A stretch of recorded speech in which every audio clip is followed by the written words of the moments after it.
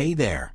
Today, we're diving into a chilling story from the 1970s that gripped New York City with fear and fascination. I can't tell you what effect this series of crimes had on the city of New York.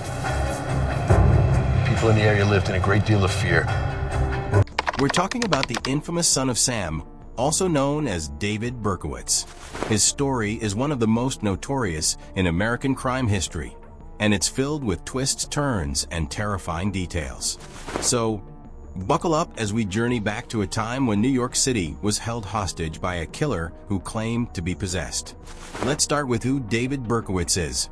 Born on June 1st, 1953, as Richard David Falco, he was adopted by Nathan and Pearl Berkowitz and grew up in the Bronx.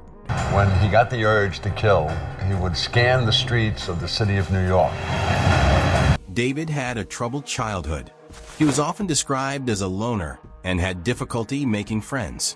His adoptive mother passed away when he was just 14, which affected him deeply. He had a turbulent relationship with his adoptive father and stepmother, which only added to his emotional struggles. As David grew older, he joined the U.S. Army, serving from 1971 to 1974. After his discharge, he returned to New York City and worked as a letter sorter for the U.S. Postal Service. But beneath the surface, something much darker was brewing. And then we drove over here to where we're sitting now.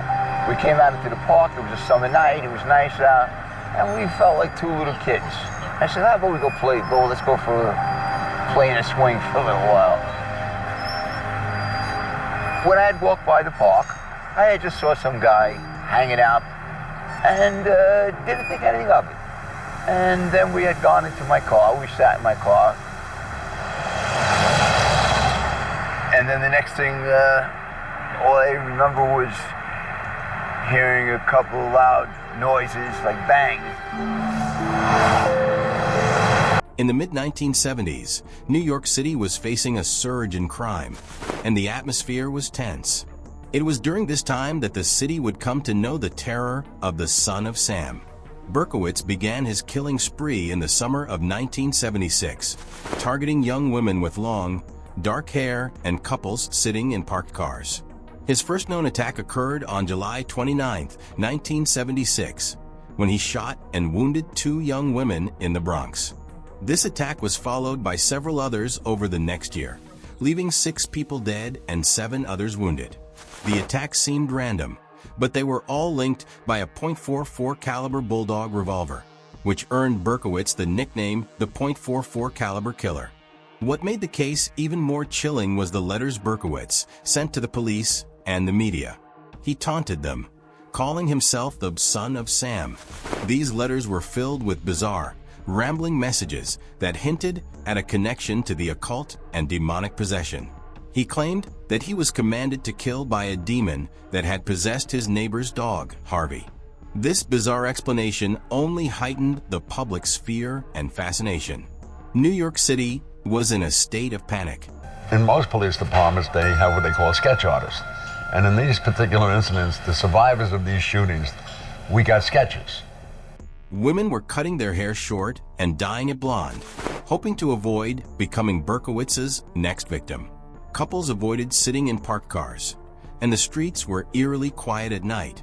The police were under immense pressure to catch the killer, but Berkowitz was careful, leaving little evidence behind. The breakthrough came on August 10, 1977. A woman named Cecilia Davis had seen Berkowitz near the scene of his last attack, holding a dark object. She contacted the police and described the car he was driving.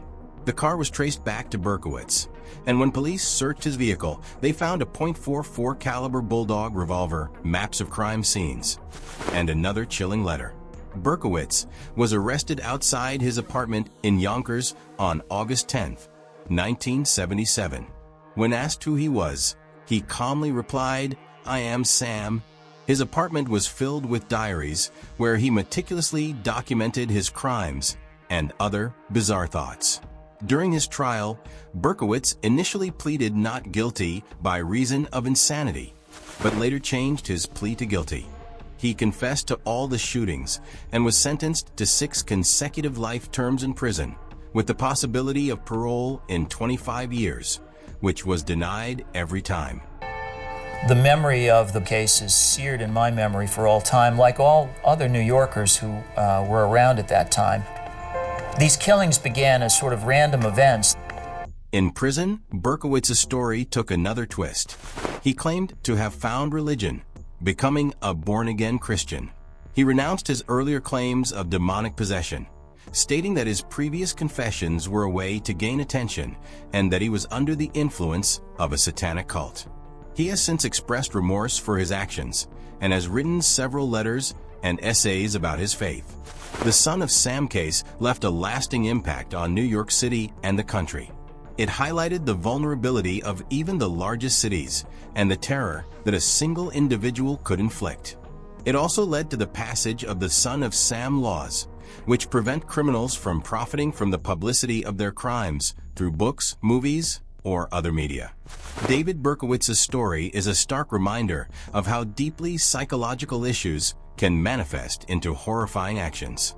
His case has been the subject of numerous books, documentaries, and even movies, each trying to understand what drove him to commit such heinous acts. So, what can we learn from the Son of Sam case? For one, it's a sobering reminder of the importance of mental health awareness.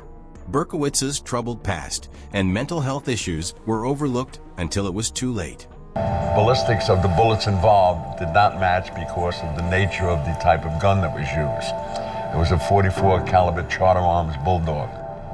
That gun was fashioned for sky marshals, and the gun was of such a nomenclature that it was made that you could fire it from within an aeroplane and not penetrate the fuselage.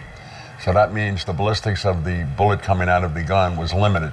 It also shows the importance of community vigilance and the role that everyday citizens can play in solving crimes, just like Cecilia Davis, whose observation led to Berkowitz's capture. The fear that gripped New York City during Berkowitz's reign of terror is something that many who lived through that time will never forget. It's a chilling chapter in the city's history, but it also serves as a lesson in resilience and the importance of never giving up in the face of fear. If you enjoyed this deep dive into the story of the Son of Sam, make sure to like this video and subscribe to our channel for more true crime stories. Don't forget to hit the notification bell so you never miss an update. And we'd love to hear your thoughts in the comments below. Were you familiar with the Son of Sam case before? What are your thoughts on how the city handled the situation? Let's discuss. Thanks for watching and see you in the next video.